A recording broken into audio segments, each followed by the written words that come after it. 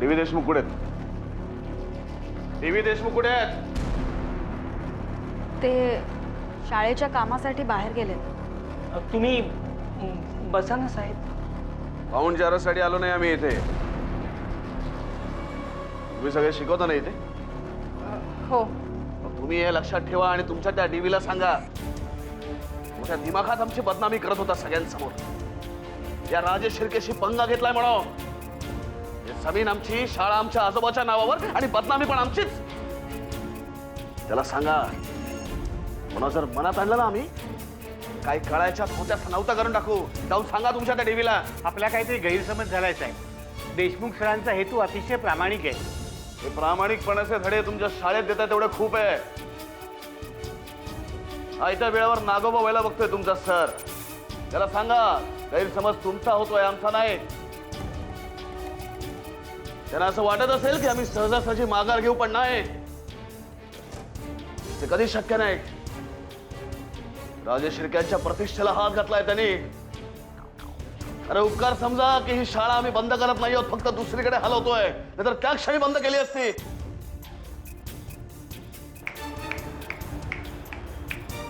3 दिवस येतो. 3 दिवस. त्या 3 दिवसात तुमचा जो काय सिलेबस राहिला असेल तो पूर्ण करा आणि ही शाळा खाली करा.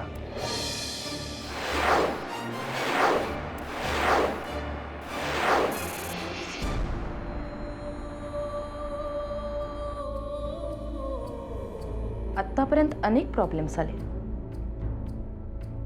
पण इतकं टेन्शन मध्ये मी तुम्हाला कधीच बघितलं नव्हतं.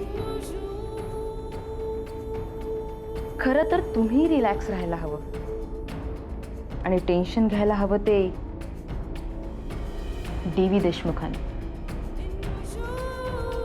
कारण की त्यांनी तुमच्याशी दुश्मनी घेतली आहे. काही झालं तरी शेवटी तुम्ही राजेश शिर्के आहात. आम्ही आमचं तोंड का उघडत नाही ते तुला कळणार नाही.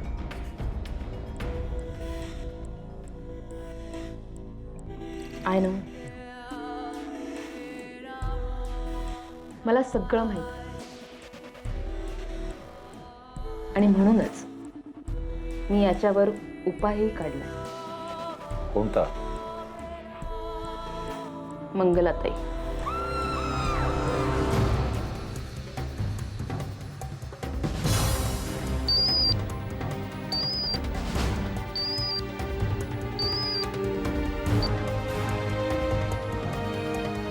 हॅलो. का हो रणवीर, तुमच्या हॅलूत नेहमीसारखं दम नाही. काय झालं म्हणायचं? तुम्हाला सगळं माहितीच आहे. आम्ही तुम्हाला तवाच सांगत होतो, डीव्ही सरांबाबत घाई करू नका. काय जे व्हायचं ते झालं. आता आम्हाला याच्यातनं बाहेर काढा. आम्ही काय करायचं तेवढं फक्त सांगा. आमच्या वतीने डीव्हींशी बोला. आता एवढंच ना? ते काम तर कवच झालं. तुमचा फोन येणे अगोदरच डीव्ही सरांशी बोललो की आम्ही. ते येत आहेत ना आम्हाला भेटाया. Thank you very much. म्हणजे तुमचं आमच्यावर पूर्वीसारखंच लक्ष आहे म्हणायचं तर. रणवीर, तुम्ही आमच्या नजरेच्या बाहेर जाऊ नये म्हणून तर ही धडपड. काय बाकी काय नाही. पण आता बंधुराजांना तुमच्या नजरेच्या टप्प्यात ठेवा, नाहीतर पुन्हा गडबड करायचे. हा, बाकी काय असेल ते भेटल्यावर बोलूच की. कसं? ठेवू फोन. बाय. हा. त्याने डीव्हीना भेटायला बोलवलंय. आता सगळं ठीक होईल. मंगलाताई सगळं सांभाळून घेतील. प्रॉब्लेम आहे फक्त एकाच व्यक्तीचा, विक्रमादित्य राजे. 3 दिवसात जर काही शाळा खाली केली नाही तर आम्ही स्वतः या शाळेवर बुलडोझर फिरवू.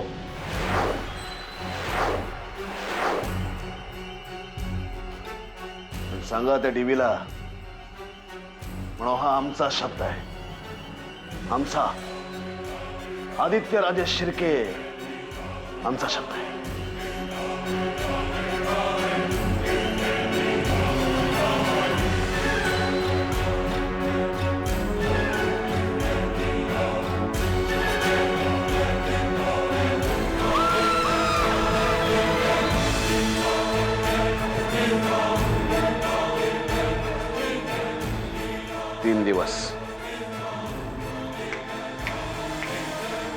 फक्त 3 दिवस.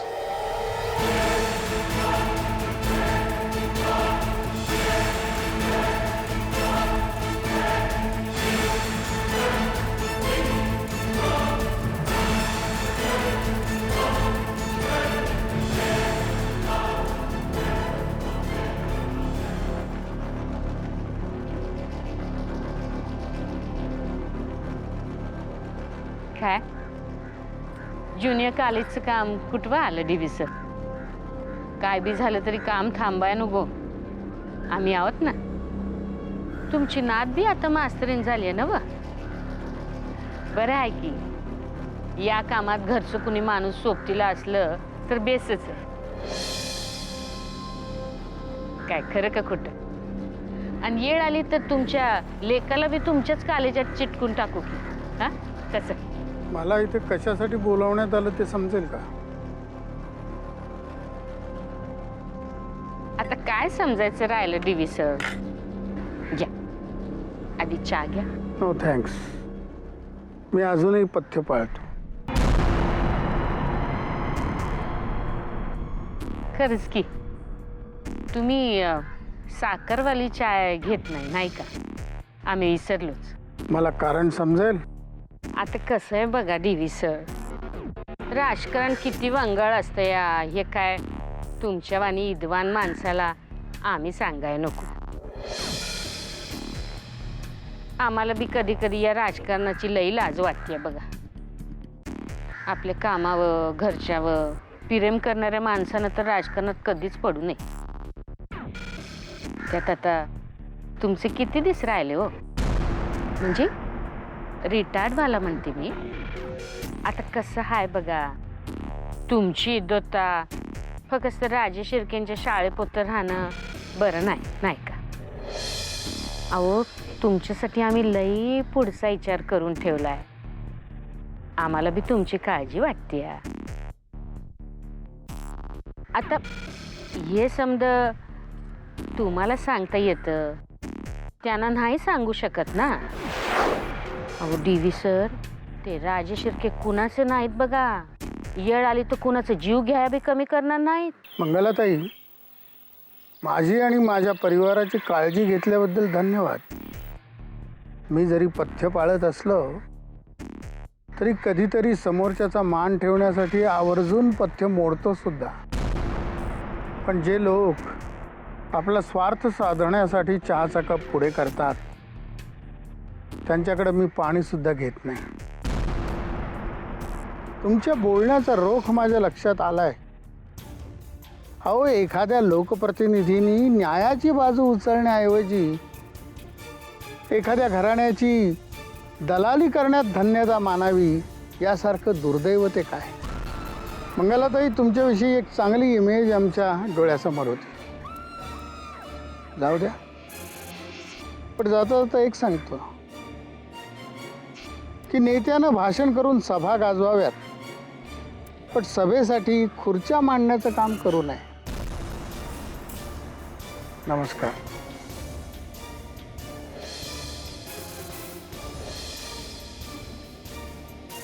येतो.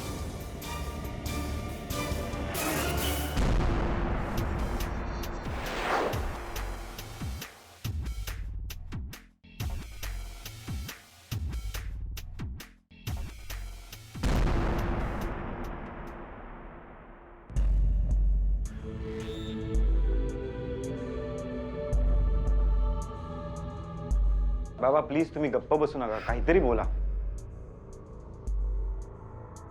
तुम्ही हे जे सगळं करताय ते करणं खरंच आवश्यक आहे का? बाबा त्या लोकांशी वैर घेणं म्हणजे विषारी सापाच्या शेपटीवर पाय देण्यासारखं आहे. त्यांच्या स्वार्थासाठी ती माणसं तुमची बदनामी करायला मागे पुढे बघणार नाहीयेत. अहो शाळेत येऊन सगळ्यांसमोर धमकावून गेलेल्या त्या माणसांना तुमची ही समजुतीची भाषा काय कळणार आहे? बाबा प्लीज, आम्ही काय सांगतोय त्यावर विचार तरी करा. बाबा या वेळात खरंच आम्हाला तुमची काळजी वाटते. आयुष्यभर जीव मुठीत धरून बसायचं आणि मूठ उघडली की आयुष्य रेषा पाहून घाबरून जायचं.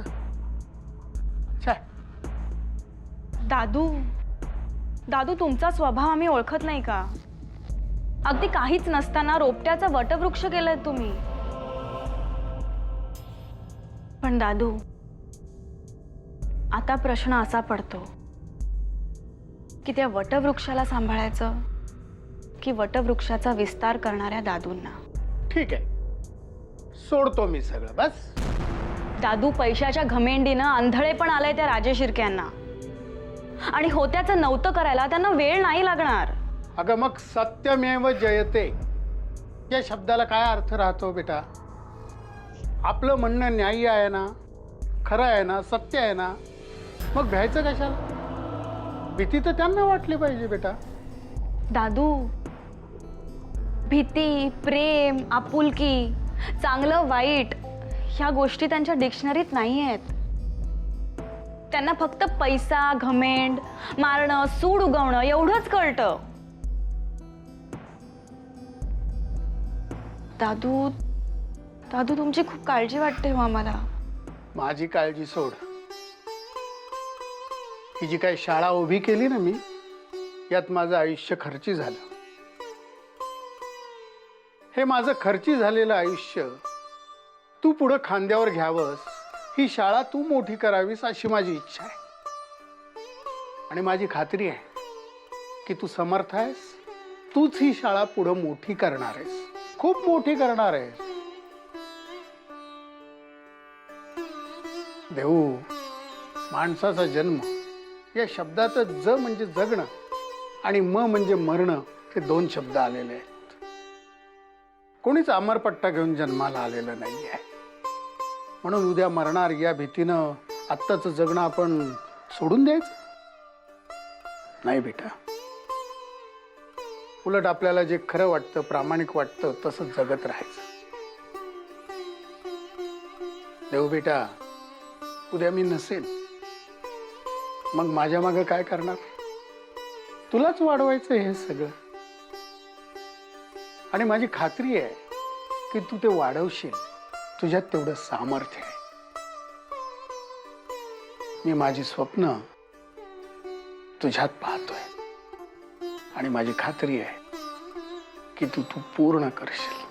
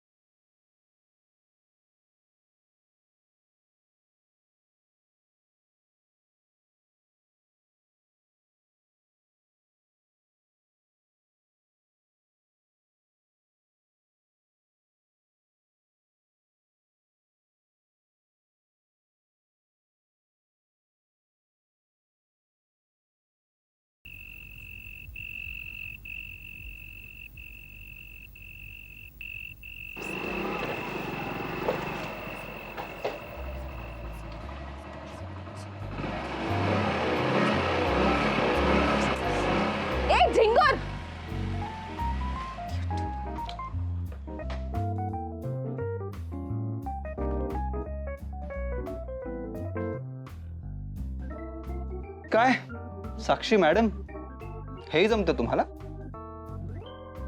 हेही म्हणजे हेच अभ्यास वगैरे करणं.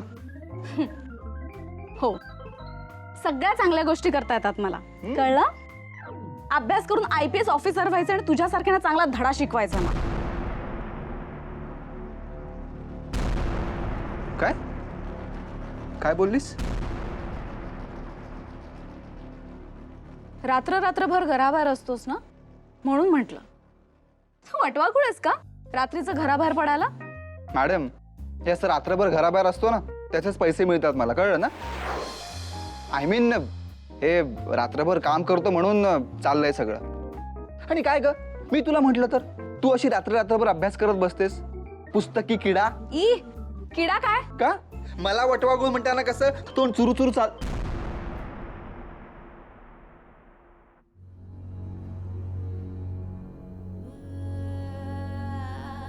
Prince Vikramaditya, prince Vikramaditya, Shravani Deshmukh. ओळखलं का? आपण त्या दिवशी पार्टीत भेटलो होतो, right? Shravani. Hello Vikramaditya. Hello, excuse me, I am talking to you. Shravani, अगं काय चाललंय? कशाला त्याच्या मागे जातीयेस? नाही सापडणार तो तुला. नाही सापडणार काय? तू त्या दिवशी माझी त्याच्याशी ओळख करून दिली होतीस ना, एवढ्यात कसा विसरतो हा? अगं प्रिन्स, हॅलो, एक्सक्यूज. नाही ओळखणार तो तुला. नको त्याच्या मागे जाऊस. चल. अगं पण तो इतक्या लवकर मला कसा काय विसरू शकतो? How innocent you are. अगं तो विक्रमादित्य राजशिर्के आहे. तुझी ओळख होऊन काही तास तर झालेत. तो त्या मुलीला पण विसरू शकतो जिच्याबरोबर तो अख्खी रात्र घालवतो. Except Sanjana. He can't do this to me यार. जस्ट चिल यार. अगं तू इथपर्यंत पोचलीयस ना, हीच खूप मोठी गोष्ट आहे. तुझी त्याच्याशी ओळख झाली म्हणजे तो तुझा मित्र वगैरे नाहीये. तुझ्यासारखी प्रत्येक मुलगी त्याच्याबरोबर विकेंडला फिरत असते. पण मी त्यातली एक नाहीये.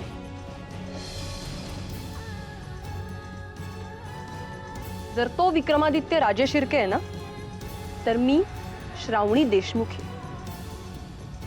अँड बाय द वे, त्या इतर मुलींपेक्षा मी कैक पटीने सुंदर आहे, लक्षात ठेव. Maybe, but you are not his types.